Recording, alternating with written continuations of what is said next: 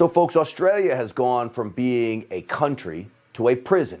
Terrified Indigenous Australians are now being taken by the Australian Army to quarantine camps. Here is the most nonsensical part of all of this. These quarantine camps are in Australia's remote Northern Territory.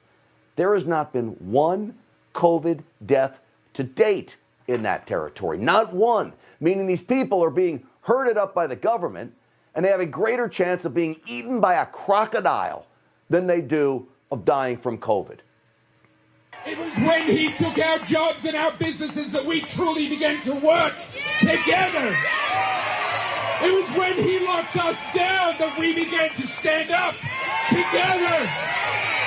When he sowed division amongst our friends and our families, that is when we found our tribe. Joining me now is that inspiring and brave Australian documentary filmmaker, Topher Field. It takes a brave person to stand up, do what you and the others are doing. And I think since the last time we talked, I think it's safe to say that Australia is worse now, and it was bad then. Let me say this. The politics, I think, is worse, but the people are rising in a way that I've been hoping for a very long time. As you know, I've been campaigning against the lockdown since April of 2020. This has been a very long road for me and many others. And we always hoped, you see these images, we always hoped for this moment to come. This is why we were doing what we were doing. And to see last week, I cannot begin to tell you what a magical moment that was. Estimates from Sky News are 450,000 people turning out on the streets of Melbourne. It's a city of 4.5 million. So that makes 10% of the population of Melbourne were on the streets fighting for freedom on Saturday. And we're going to be back there again this Saturday, probably in even bigger numbers to do it again. I want to play a soundbite from you from an Aboriginal elder. It's gone viral on social media, so concerned about her people that are literally being herded up and taken to camps. Let's listen to what she had to say. I'm Larry Elder. I want to know what's going on in the community. We're hearing nothing but from Michael Gunner and the government and the army, and we don't know what's going on. We're all sitting around scratching our heads wondering what's going on. They're killing us!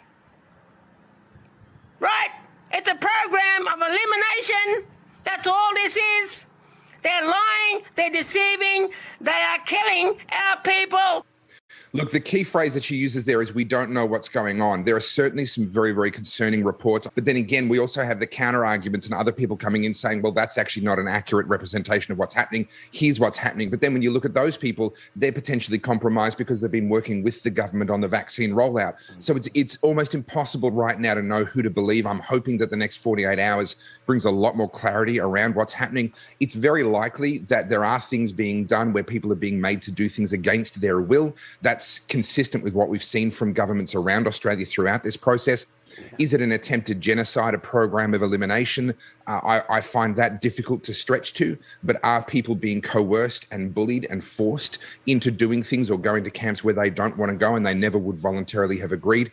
I would say based on the behaviour of our government, that's extremely likely to be happening, and hopefully the next 1 to 2 days will bring a lot more clarity.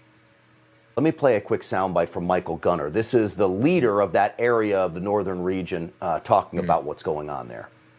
It's highly likely that more residents will be transferred to Howard Springs today, either as positive cases or close contacts.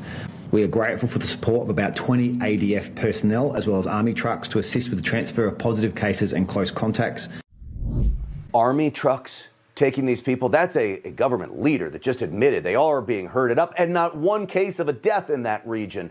Yeah, look, the Army is often deployed in that very remote area for logistical reasons. They can be involved in things like medical evacuations and legitimate purposes like that. This is why I say, again, we need another day or two to really get to the bottom of what's going on, because there can be legitimate explanations for this, but certainly there is a huge amount of anxiety in the Indigenous community and a lot of room for rumours because we just aren't getting told the truth of what's going on.